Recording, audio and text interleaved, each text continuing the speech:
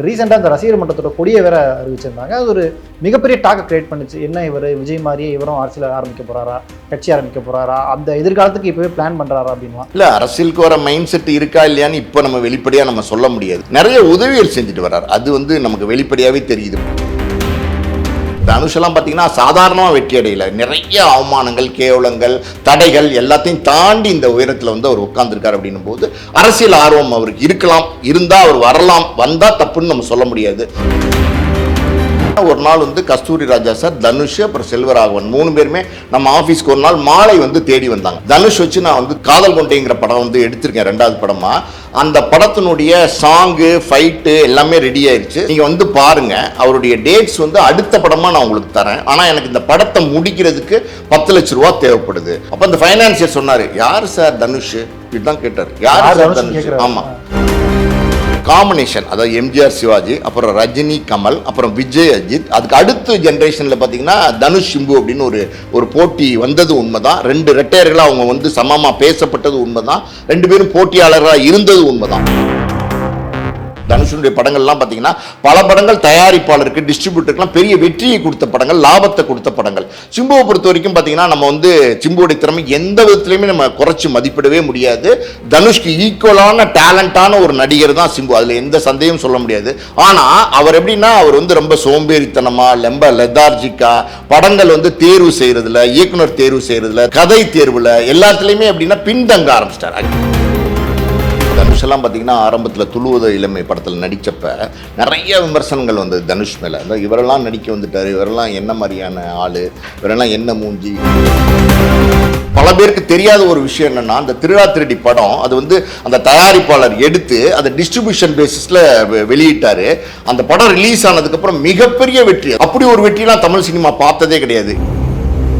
சில பேர்லாம் வருவாங்க, கமர்ஷியல் ஸ்டாராக வருவாங்க, கமர்ஷியல் வேல்யூ இருக்கும், ஒரு ஆட்டம், பாட்டம், ஃபைட்டு, பஞ்ச் டைலாக்கு, ஒரு கூத்து, கொண்டாட்டம், அப்படியே கலகலன்னு ஒரு கமர்ஷியல் ஸ்டாராக நடிச்சுட்டு போயிடுவாங்க. ஆனால் தனுஷ் அப்படி கிடையாது. தனுஷை பொறுத்த வரைக்கும் பார்த்தீங்கன்னா நல்ல நடிகனாக தன்னை நிரூபிச்சுட்டு இருக்காரு.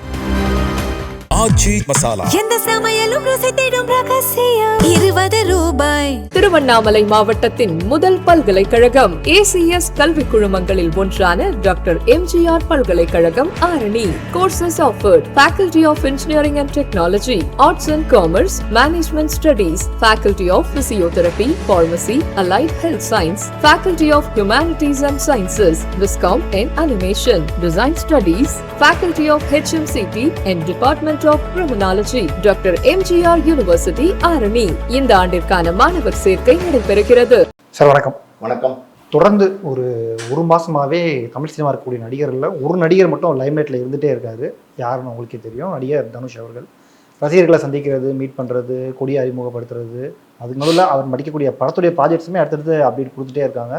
வருஷத்துக்கு ஒரு 2 அல்லது 3 படம் ப்ராஃபிட்டாக பண்ணிட்டு தான் இருக்காரு, கொடுத்துட்டே இருக்காரு. அவர் என்ன ஒரு மனநிலையில் இப்போ தனுஷ் இருக்காரு நீங்கள் நினைக்கிறீங்க? அசூரன், அதாவது அவர் நடித்த படம் தான் அது பார்த்தீங்கன்னா அசூர உழைப்பை போடுறார் தனுஷ், அதில் ஒன்றும் சந்தேகமே கிடையாது. தனுஷெல்லாம் பார்த்தீங்கன்னா ஆரம்பத்தில் துளுவத இளமை படத்தில் நடித்தப்ப நிறைய விமர்சனங்கள் வந்தது தனுஷ் மேலே. இவரெல்லாம் நடிக்க வந்துட்டார், இவரெல்லாம் என்ன மாதிரியான ஆள், இவரெல்லாம் என்ன மூஞ்சி. ஒரு உடம்புலாம் பார்த்தீங்கன்னா ஒல்லியாக சின்ன பையன் அன்றைக்கி, ஆனால் பார்த்தீங்கன்னா ஒரு 18 வயசு 19 வயசு பையனாக தான் இருந்திருப்பாரு. நிறைய விமர்சனங்கள் வந்தது. அப்பா தயாரிப்பாளராக இருக்கிறதுனால இவரெல்லாம் நடிக்க வந்துட்டார் அப்படிங்கிற மாதிரியான விமர்சனங்கள்லாம் வந்தது. அதாவது ஒரு நெப்போ கிட்டாக இருக்கிறதுனால தான் இவரெல்லாம் சினிமாவில் நடிக்க வர முடிஞ்சது, என்ட்ரி ஈஸியாக கிடைச்சது அப்படிலாம் விமர்சனம் பண்ணப்பட்டது. அடுத்தடுத்தெல்லாம் இவரெல்லாம் சஸ்டெயின் பண்ண மாட்டார், இவரெல்லாம் அந்த ஒரு படத்தோடு போயிடுவார் அப்படிங்கிற மாதிரியான விமர்சனங்கள், கடுமையான விமர்சனங்கள் தனுஷ் மேலே இருந்தது. ஆனால் பார்த்தீங்கன்னா 2வது படம், அது காதல் கொண்டேன் படம் நடித்தார் இல்லையா, அந்த 2வது படத்திலே பார்த்தீங்கன்னா தன்னுடைய முழு திறமையை நிரூபித்து அதாவது அவர் மாதிரி ஒரு ஆர்டிஸ்ட் கிடையாது அப்படிங்கிற மாதிரி எல்லாரையும் பேச வச்சார். அப்பையும் பார்த்தீங்கன்னா ஆள் அப்படி தான் இருந்தார். ஆனால் அந்த காதல் கொண்டேன் படத்தில் நீங்கள் பார்த்தீங்கன்னா அது ஒரு மாதிரி சைக்கோ கேரக்டரு. அதில் அவர் பண்ணியிருக்கிற அந்த dance performance, fight performance, acting எல்லாமே ரொம்ப ரொம்ப வித்தியாசமாக இருந்தது. அன்றைக்கி இருந்த பெரிய பெரிய ஊடகங்கள், அதாவது அன்றைக்கி இருந்த ஆனந்த விடன், குமுதம், பெரிய பெரிய ஊடகங்கள்லாம் கூட பார்த்தீங்கன்னா தனுஷனுடைய 2வது படம் காதல் கொண்டேன்னு பார்த்துட்டு எவ்வளோ பிரமாதமாக நடிச்சிருக்காரு. ஒரு சின்ன பையன் எல்லாரும் வந்து எடை போட்டாங்க, தப்பாக எடை போட்டாங்க. ஆனால் பார்த்தீங்கன்னா பயங்கரமாக நடிச்சிருக்காரு. அசாத்திய நடிப்பு திறமை இவர்கிட்ட இருக்குது. தமிழ் சினிமாவில் ஒரு முக்கியமான ஒரு நடிகராக வருவார்னு சொன்னாங்க. அது உண்மைதான். அன்னைக்கே வந்து அவர் யார் அப்படிங்கிறத 2வது படத்திலே நிரூபித்தார். இந்த 2வது படம் காதல் கொண்டேன் படத்தில் ஒரு நல்ல சுவாரஸ்யமான ஒரு விஷயம் இருக்குது. அது என்ன அப்படின்னா, இங்கே நம்ம சொல்லலாம். அது என்ன அப்படின்னா, நம்ம தயாரிப்பு நிறுவனம் எல்லாருக்கும் தெரியும், ஆஸ்கார் மூவிஸ். அது வந்து பார்த்தீங்கன்னா ஒரு நாள் வந்து கஸ்தூரி ராஜா சார், தனுஷ், அப்புறம் செல்வராகவன் 3 பேருமே நம்ம ஆஃபீஸ்க்கு ஒரு நாள் மாலை வந்து தேடி வந்தாங்க. வரதுக்கு முன்னாடி ஒரு ஃபோன் பண்ணாங்க, இந்த மாதிரி வரலாமா சார்னோன்னா வாங்கன்னு சொன்னார் அப்பா. வந்தாங்க. வந்து பார்த்தீங்கன்னா அவங்க என்ன சொன்னாங்க அப்படின்னா, தனுஷ் வச்சு நான் வந்து இந்த காதல் கொண்டேங்கிற படம் வந்து எடுத்திருக்கேன் 2வது படமாக. அந்த படத்தினுடைய சாங்கு, ஃபைட்டு எல்லாமே ரெடி ஆயிடுச்சு. சின்ன சின்ன எப்படி டயலாக் போர்ஷன் கூட இருக்குது. நீங்கள் வந்து பாருங்கள். அவருடைய டேட்ஸ் வந்து அடுத்த படமாக நான் உங்களுக்கு தரேன். ஆனால் எனக்கு இந்த படத்தை முடிக்கிறதுக்கு 10 லட்ச ரூபா தேவைப்படுது. 10 லட்ச ரூபா நீங்கள் தனுஷோட சம்பளமாக நீங்கள் பேசிக்கோங்க. 10 லட்ச ரூபா ஒரே பேமெண்ட்டாக எனக்கு வந்து வேணும். அப்படி நீங்கள் கொடுத்தீங்கன்னா அடுத்த படத்தினுடைய தேதி உங்களுக்கு தரேன் அப்படிங்கிற மாதிரி கஸ்தூரி ராஜா சார் வந்து அப்பா கிட்ட பேசினார். ஓகே, படத்தை பார்க்கலாம் அப்படின்னு சொல்லிட்டு நாங்கள் போனோம். நானும் அப்பாவும் பார்த்தீங்கன்னா இங்கே அபிராமபுரத்தில் இங்கே சங்கீதா ஹோட்டல் இருக்கு. அது ஹோட்டலுக்கு பின்னாடி பார்த்தீங்கன்னா ஒரு எடிட் ஸ்டுடியோ ஒன்று இருந்தது. அந்த எடிட் ஸ்டுடியோவில் தான் நாங்கள் அந்த பாட்டை, ஃபைட்டை எல்லாத்தையும் பார்த்தோம். பயங்கரமாக இருந்தது. மிரண்டு போயிட்டோம் நாங்கள். ஆக்சுவலி மிரட்டி விட்டாருன்னு தான் சொல்லணும். அவ்வளோ பிரமாதமாக இருந்தது. அந்த படத்தை பார்த்துட்டு வெளில வந்து அப்பா சொன்னார், கஸ்தூரி ராஜா சார்கிட்ட சொன்னார், கஸ்தூரி ராஜா நிச்சயமாக அவங்க பையன் வந்து தமிழ் சினிமாவில் மிகப்பெரிய ஒரு உயரத்துக்கு வருவான். எக்ஸலண்ட்டாக, அதாவது வந்து அசாத்திய நடிப்பு திறமை இருக்குது. சாதாரணமாக இடப்பட முடியாது. பார்க்குறதுக்கு ரொம்ப சின்னதாக ஒல்லியாக இருந்தால் கூட உள்ளுக்குள்ளே ஏதோ ஒரு ஃபயர் இருக்கும் உங்கள் பையன்கிட்ட. நிச்சயமாக பெரிய வெற்றி படமாக இருக்கும் அப்படின்னு சொல்லி நாங்கள் முயற்சி பண்ணுறோம். 10 லட்ச ரூபா கொடுக்குறதுக்கு முயற்சி பண்ணுறோம். ட்ரை பண்ணோம். ஃபைனான்சியர்கிட்ட போய் சொன்னோம். அன்னைக்கு ஒரு முன்னணி ஃபைனான்சியர் அவர்கிட்ட போய் நாங்கள் இந்த மாதிரி சொன்னோம், சார் இந்த மாதிரி வந்து ஒரு தனுஷ்னு ஒருத்தர் ஆல்ரெடி துள்ளு உதவி படத்தில் நடிச்சிருக்காரு, கஸ்தூரி ராஜா சாருடைய பையன், அவர் அடுத்த பட தேதி நமக்கு தரேங்கிறாரு. நாங்கள் அந்த துள்ளு உதவி படத்தில் வந்து இந்த ஃபைட்டு சீன்ஸு பாட்டெல்லாம் நாங்கள் பார்த்தோம். ரொம்ப சூப்பராக இருக்குது. தமிழ் சினிமாவில் பெரிய நடிகராக வருவார். அடுத்த படமே நமக்கு தேதி தரேங்கிறாரு. ஒரே ஒரு கண்டிஷன் வைக்கிறாரு, 10 லட்ச ரூபா சம்பளம் கேட்குறாரு. அந்த 10 லட்ச ரூபாயை முழுமையாக கேட்குறாரு அப்படின்னு சொல்லி சொன்னோம். அப்போ அந்த ஃபைனான்சியர் சொன்னார், யார் சார் தனுஷ் இப்படிதான் கேட்டார். யார் தனுஷ் கேட்குறாரு? ஆமாம், யார் சார் தனுஷ்? நீங்கள் ஏதோ ஒரு புது பையன், எந்த படமே பெருசாக ஓடாத ஒரு ஒரு ஒரு நடிகனை வந்து நம்பி 10 லட்ச ரூபா முழு பணம் கொடுக்கணும்னு நினைக்கிறீங்க. இது எப்படி சரியாக வரும்? இவ்வளோ அனுபவம் உள்ள நீங்கள் எப்படி இப்படி ஒரு முடிவு எடுத்து எங்கிட்ட ஃபைனான்ஸ் கேட்க வந்தீங்க அப்படின்னு கேட்டார் அந்த ஃபைனான்சியர். அப்போ அப்பா சொன்னார், சார் நான் வந்து ஒரு கிரியேட்டர், அதாவது அப்பா பேசிக்கலி டைரக்டர் ப்ரொடியூசர். அதனால் அவர் சொன்னார், நான் ஒரு கிரியேட்டர், எனக்கு தெரியும் ஒருத்தரை பார்த்தா இந்த பையன் வருவாரா மாட்டான்னு. அந்த மாதிரி பார்த்தீங்கன்னா இந்த பையன் நிச்சயமாக தமிழ் சினிமாவில் பெரிய இடத்துக்கு வர பெரிய மார்க்கெட்டை பிடிப்பார் சார். நீங்கள் இப்போ இந்த படம் நம்ம கமிட் பண்ணோம்னா நிச்சயம் ஷூர் ஷாட் அடிக்கலாம்னு சொன்னோம். கன்வின்ஸ் பண்ணி பார்த்தோம். ஆனால் அந்த ஃபைனான்சியர் வந்து ஒத்துக்கல. அவர் வந்து ஒருவேளை பெரிய வெற்றி அடைஞ்சா, அதாவது சொல்லுவாங்கல்ல, அத்தைக்கு மீசம் முளைக்கட்டும் அப்போ பார்க்கலாம்னு சொல்லுவாங்கல்ல, அந்த மாதிரி ஒருவேளை பெரிய வெற்றி அடைஞ்சா அப்போ கொடுத்துக்கலாம் சார், எவ்வளோ சம்பளம் கேட்டாலும் கொடுத்துக்கலாம் அப்படின்னு சொல்லி மறுத்துட்டார். அந்த பணம் கொடுக்க மறுத்துட்டார். அதனால் நாங்கள் கஸ்தூரி ராஜா சார்கிட்ட சொல்லிட்டோம், இந்த மாதிரி முடியல சார் அப்படின்னு சொல்லிட்டோம். ஆனால் அன்னைக்கே வந்து அப்பா சொன்னார், இந்த பையன் பெரிய உயரத்துக்கு வருவார் தமிழ் சினிமாவில் அப்படின்னு. அதே மாதிரி பார்த்தீங்கன்னா அந்த 2வது படமே மிகப்பெரிய ஒரு வெற்றி படமாக, ஒரு பெரிய ஒரு நடிகருக்கு மேலே ஒரு பார்வை விழுகும் இல்லையா, அது அன்னைக்கு தனுஷ் மேலே விழுந்தது. அதுக்கப்புறம் பார்த்தீங்கன்னா அவர் அடுத்து நடித்தார் திருடி ஒரு படம். அந்த படத்தில் பார்த்தீங்கன்னா அந்த மன்மதராசா சாங் அது பயங்கர ஹிட் ஆகிடுச்சு. அதான் சொல்கிறேன்ல, டைம் எப்போவுமே எப்படின்னா டைமும் கரெக்டாக ஒர்க் அவுட் ஆச்சுன்னா அதுவுமே சூப்பர் ஹிட் படம் ஆயிடுச்சு. இன்னும் சொல்ல போனால் பல பேருக்கு தெரியாத ஒரு விஷயம் என்னென்னா, அந்த திருடி படம் அது வந்து அந்த தயாரிப்பாளர் எடுத்து அந்த டிஸ்ட்ரிபியூஷன் பேசிஸில் வெளியிட்டார். அந்த படம் ரிலீஸ் ஆனதுக்கப்புறம் மிகப்பெரிய வெற்றி. அதாவது அதாவது அப்படி ஒரு வெற்றிலாம் தமிழ் சினிமா பார்த்ததே கிடையாது. ஏன் சொல்கிறேன் அப்படின்னா, ஒவ்வொரு டிஸ்ட்ரிபியூட்டர் அசோசியேஷன்லையும் அந்த படத்தை வாங்குறதுக்கு ஏலம் விட்டாங்க, போட்டி போட்டாங்க. நான் அதிக பணம் கொடுக்குறேன்னா நீ அதிக பணம் கொடுக்குறியான்னு போட்டி போட்டு ஏலம் விட்டு ஒவ்வொரு ஏலம் வாங்கினாங்க. அந்த மாதிரி ஒரு வெற்றி கிடைச்சிது. அப்புறம் ஒரு சரிவுலாம் வந்துச்சு. தனுஷ்க்கு வந்து பார்த்தீங்கன்னா சுல்லானு, அப்புறம் புதுக்கோட்டையில் சரவணன் அப்படின்ற படங்கள்லாம் நடித்து நிறைய சரிவுலாம் வந்துச்சு. மறுபடியும் பார்த்தீங்கன்னா சுல்லான் படம்லாம் நடித்தப்ப நிறைய ட்ரால் பண்ணாங்க. ஏன்னா வயசுக்கு மீறிய கதாபாத்திரம்லாம் சொன்னாங்க. ஆனால் எல்லாத்தையும் தாண்டி உள்ளுக்குள்ளே ஒரு திறமை இருந்ததுனால, உள்ளுக்குள்ளே ஒரு ஃபயர் இருந்ததுனால அடுத்தடுத்து அவருடைய கதை தேர்வுலாம் ரொம்ப உஷாராயிட்டார். அதுவும் இல்லாமல் பார்த்தீங்கன்னா செல்வராகவன் அவருடைய அண்ணனே பார்த்தீங்கன்னா ஒரு இயக்குனர், நல்ல இயக்குனர், அவருடைய படங்களில் தொடர்ந்து நடித்தார். ஸோ அது நல்ல பேரை வந்து தனுஷ்க்கு வாங்கி கொடுத்தது. அது இல்லாமல் அதுக்கப்புறம் வெற்றிமாறன் தனுஷ் காம்பினேஷன் வந்துச்சு பார்த்தீங்களா, அது மிகப்பெரிய ஒரு உச்சத்துக்கு தனுஷை கொண்டு போயிடுச்சு.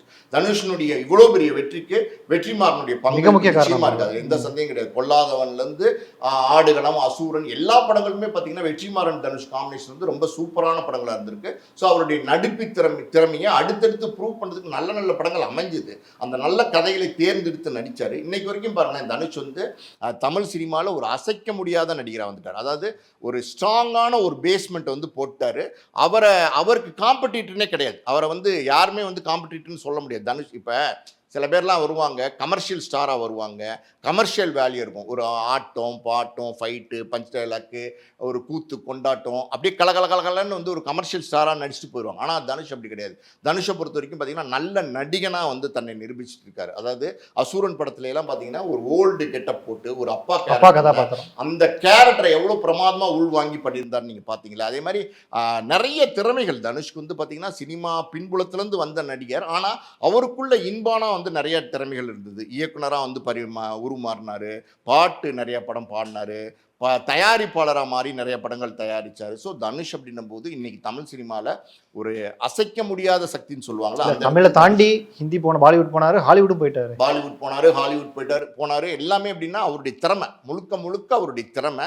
அந்த திறமை வந்து அழுத்தமாக பேசப்படுற அளவுக்கு வந்து அவர் ஒவ்வொரு படத்துலையும் வந்து வேற நடிப்பு திறன்மையை வந்து வெளிக்காட்டிட்டு இருக்காரு. அந்த ஒரு இடம், அதாவது தமிழ் சினிமாவில் ஒரு பெரிய இடம் வந்து தனுஷ்க்கு வந்து இருக்கு, இன்னும் பெரிய இடம் இருக்கு. அதுதான் உண்மை. நீங்கள் பேசிட்டு இருக்கும்போது சொன்னீங்க காம்படிட்டர்கள் யாரும் இல்லை அப்படின்ற மாதிரி. ஆனால் அவர் வளர்ந்து வர காலகட்டத்தில் நம்ம பொதுவாக தமிழ் சினிமாவில் 2 ஹீரோவோட ஒப்பிடுவாங்க.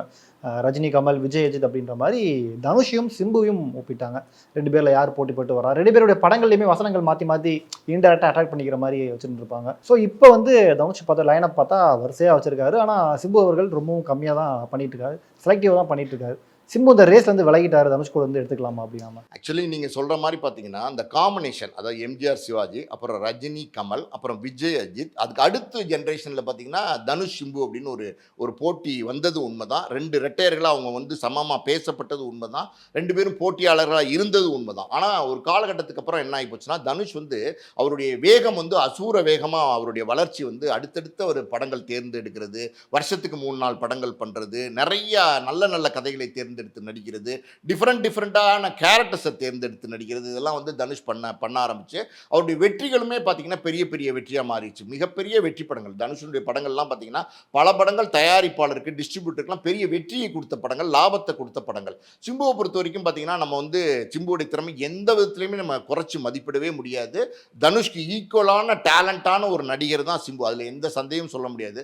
ஆனால் அவர் எப்படின்னா அவர் வந்து ரொம்ப சோம்பேறித்தனமாக, ரொம்ப லெதார்ஜிக்கா படங்கள் வந்து தேர்வு செய்கிறதுல, இயக்குனர் தேர்வு செய்கிறதுல, தயாரிப்பாளர் தேர்வு செய்கிறதுல, கதை தேர்வில் எல்லாத்துலேயுமே எப்படின்னா பின்தங்க ஆரம்பிச்சிட்டார். ஆக்சுவலி பார்த்தீங்கன்னா ஒரு மனிதன் வந்து ஒரு வெற்றி கிடைக்குது அப்படின்னா ஒரு துறையில் அந்த வெற்றியை தக்க வச்சுக்கிறதுங்கிறது ரொம்ப முக்கியம். இன்றைக்கும் பார்த்தீங்கன்னா வந்து சிம்பு வந்து நல்ல நடிகராக பார்க்கப்படுறார். இன்றைக்கும் சிம்புக்கான இடம், அது அடையாளம் வந்து இருக்கத்தான் செய்யுது, அதில் எந்த சந்தேகம் கிடையாது.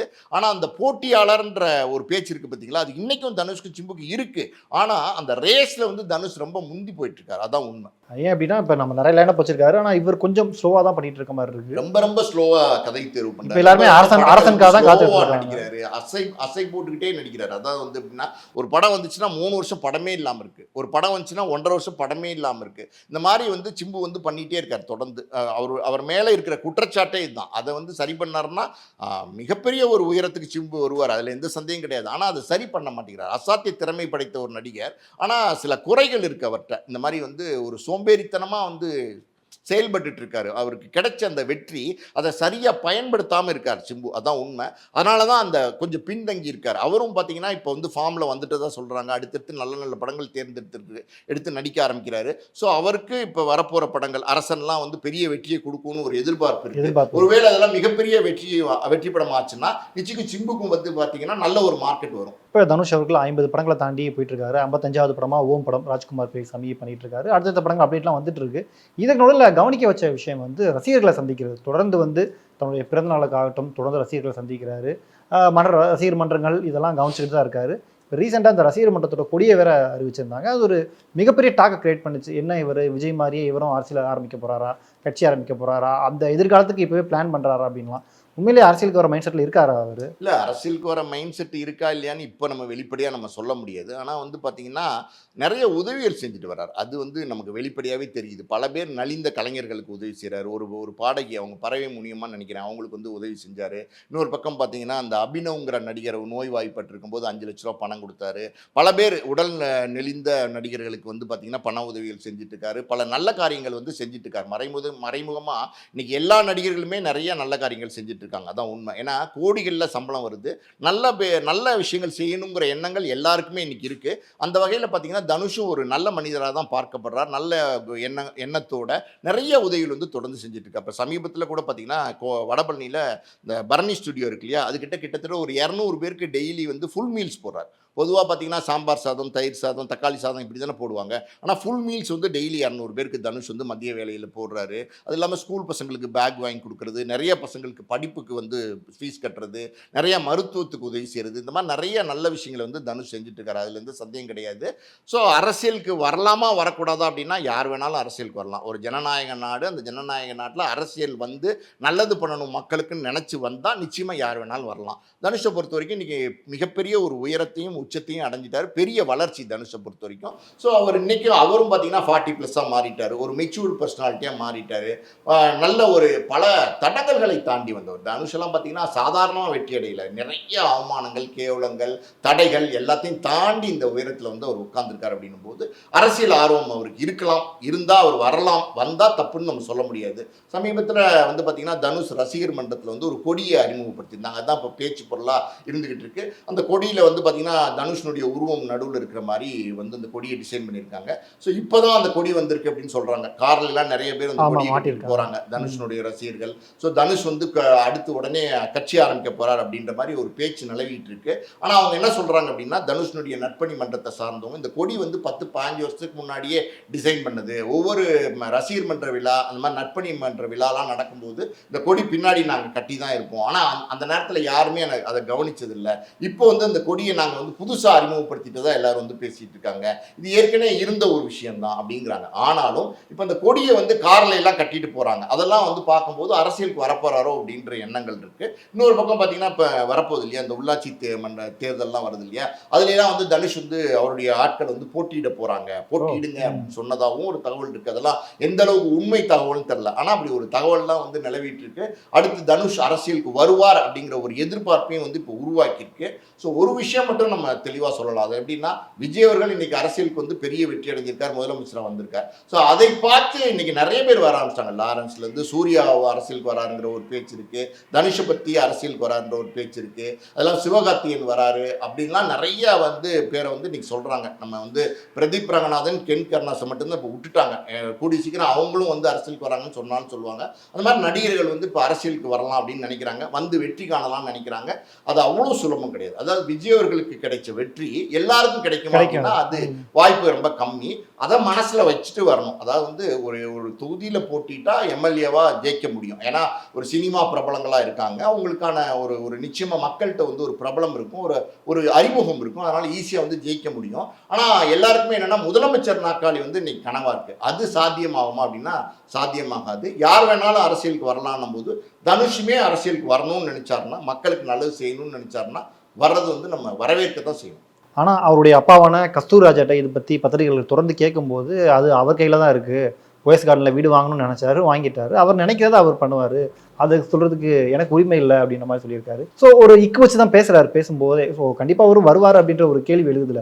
ஏன்னா தொடர்ந்து உதவிகள் பண்ணிட்டு இருக்காரு, ரசிகர்களை சந்திக்கிறாரு, காரணம் இல்லாமல் அதை பண்ண மாட்டாங்க அப்படின்ற ஒரு கேள்வி எழுதுல இங்கே. இல்லை, அதுதான் சொல்கிறேன்ல, இன்னைக்கு வந்து அரசியலுக்கு வரணுங்கிறது எல்லாருக்கும் அந்த ஆசை வந்துருச்சு. நடிகர்கள் எல்லாருக்குமே அந்த ஆசை வந்துருச்சு.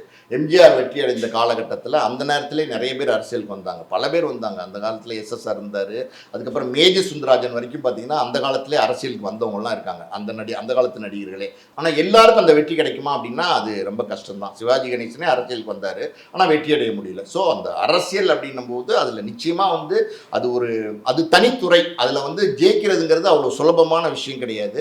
ஸோ போயஸ் கார்டனில் வீடு வாங்கக்கூடாதா நான்லாம் அப்படின்னு ஒரு எப்படி ஆடியோ லான்ச்சில் வந்து தனுஷ் பேசியிருந்தார். ஸோ அரசியலுக்கு வரக்கூடாது அப்படின்னா மறுபடியும் சொல்கிற விஷயம் என்னென்னா, அரசியலுக்கு தாராளமாக வரலாம். அவங்க அப்பா கிட்ட கேட்டாலும் அவர் எப்படி சொல்லுவார், தனுஷ்க்கு மனசுக்குள்ளே என்ன இருக்குங்கிறது அவர் சொல்ல மாட்டார். யாருமே அப்படி வந்து வெளிப்படையாக சொல்ல மாட்டாங்க. மாட்டாங்க. ஸோ எதிர்காலத்தில் அப்படி ஒரு எண்ணங்கள் தனுஷ்க்கு இருக்கா அப்படின்னா இருக்கலாம் அப்படிங்கிற மாதிரி தான் தோணுது நமக்கு. அவருடைய நடவடிக்கைகள்லாம் பார்க்கும்போது ரசிகர்களை பார்க்குறது, ஸ்கூல் பேக் வாங்கி கொடுக்குறது, அன்னதானம் போடுறது, நிறைய பேருக்கு நல்ல விஷயங்கள் செய்கிறது எல்லாம் இது ஒரு அடித்தளமாக வந்து பண்ணி அடுத்த அரசியலுக்கு வருவாரோ அப்படிங்கிற எண்ணங்கள் இருக்குது. அது வர்றதுக்கு வாய்ப்பு இருக்குது. ஆனால் இன்னொரு பக்கம் சோஷியல் மீடியாவில் விஜய் ரசிகர்கள் இந்த கொடி ஆரம்பித்ததுலேருந்து தனுஷை திட்டுறதை பார்க்க முடியுது, தனுஷ் ரசிகர்களை. ஸோ சினிமாவிலேருந்து இனிமேல் நாங்கள் மட்டும் தான் வரணும், வேறு யாரும் வரக்கூடாது அப்படின்னு விஜய் ரசிகர்கள் நினைக்கிறாங்களா? அப்படியெல்லாம் நம்ம சொல்ல முடியாதுங்க. அதாவது வந்து எப்படின்னா இன்றைக்கி சோஷியல் மீடியா பொறுத்த வரைக்கும் பார்த்தீங்கன்னா இன்றைக்கி டோட்டலாகவே சோஷியல் மீடியா தான் இன்றைக்கி எல்லாமே ஆட்சி செய்யுதுங்கிற மாதிரி இருக்குது. அப்படி ஒரு சூழல் வந்துருச்சு அப்படின்னும் போது ஒரு சாரார் ரசிகர்களுக்குள்ளே எப்போவுமே சண்டை இருக்கும். எப்போவுமே ரஜினி ரசிகர்கள், கமல் ரசிகர்களுக்கு இருந்திருக்கு, எம்ஜிஆர் சிவாஜி ரசிகர்களுக்கு இருந்திருக்கு, விஜய் தனுஷ் அஜித் ரசிகர்களுக்கு இருந்திருக்கு, தனுஷ் சிம்பு ரசிகர்களுக்கு இருந்திருக்கு. அந்த மாதிரி இப்போ அரசியலுக்கு வராருன்னும் போது இவர் அரசியலுக்கு வரக்கூடாதுன்னு யாருமே சொல்ல முடியாது. அது அவருடைய தனிப்பட்ட விஷயம். சோஷியல் மீடியாவில் வந்து நிறைய விஷயங்கள் வந்து இன்றைக்கி பேசப்படுது, நிறைய நெகட்டிவிட்டி ஸ்ப்ரெட் பண்ணப்படுது. அதெல்லாம் நம்ம பெருசாக பொருட்டாக எடுத்துக்க வேண்டிய அவசியம் கிடையாது. ஓகே சார், தொடர்ந்து அடுத்து அவர் பிறந்த நாளுக்கு வேற ஏதோ மிகப்பெரிய பிளான்லாம் போட்டிருக்காங்கன்னு சொல்லிட்டு இருக்காங்க. அதை பற்றி எதுவும் தெரியுமா உங்களுக்கு? இல்லை, அதான் சொல்கிறேன்ல, இப்போ இன்றைக்கெல்லாம் பார்த்தீங்கன்னா அவங்க மனசுக்குள்ளே என்ன இருக்குது அப்படின்றது யாராலையுமே கண்டுபிடிக்க முடியல. மனசே வந்து ஒரு புதையல் மாதிரி இருக்குது. ஸோ பிறந்தநாள் வருது அப்படின்னும் போது பார்த்தீங்கன்னா அந்த பிறந்தநாள் அன்றைக்கி ஏதாவது புது விஷயங்களை வந்து சொல்லக்கூடியும், இல்லைன்னா புது படத்தினுடைய அப்டேட் கொடுப்பாங்க, இல்லைன்னா அரசியலுக்கு வராரா அப்படின்னா அரசியலுக்கு வரதை வந்து சொன்னாலும் சொல்லுவார். ஆனால் அரசியலுக்கு வரதெல்லாம் வந்து இவ்வளோ சீக்கிரம் வந்து தனுஷ் முடிவெடுப்பார் அப்படின்னு எனக்கு நம்பிக்கை இல்லை. அதுக்கு இன்னும் கொஞ்சம் கால அவகாசம் தேவைப்படும் நினைக்கிறேன். வெயிட் பண்ணி தான் வருவார். எதுவுமே அவசரமாக செய்யக்கூடிய ஒரு கேரக்டர் கிடையாது தனுஷ். அதனால் அவருடைய முடிவு அது என்ன அப்படிங்கிறத பொறுத்து இருந்து தான் நம்ம பார்க்க முடியும். ஓகே சார், நாமளும் வெயிட் பண்ணி பார்க்கலாம். உங்களுக்கு கருத்துக்களை பகிர்ந்ததுக்கு ரொம்ப நன்றி சார். ஆச்சி மசாலா எந்த சமையலும் ருசி தேடும் ரகசியம் 20 ரூபாய். திருவண்ணாமலை மாவட்டத்தின் முதல் பல்கலைக்கழகம் ஏசிஎஸ் கல்வி குழுமங்களில் ஒன்றான டாக்டர் எம்ஜிஆர் பல்கலைக்கழகம் Arani. Courses offered: Faculty of Engineering and Technology, Arts and Commerce, Management Studies, Faculty of Physiotherapy, Pharmacy, Allied Health Science, Faculty of Humanities and Sciences, Viscom and Animation, Design Studies, Faculty of HMCT and Department of Criminology, doctor MGR university Arani. இந்த ஆண்டிற்கான மாணவர் சேர்க்கை நடைபெறுகிறது.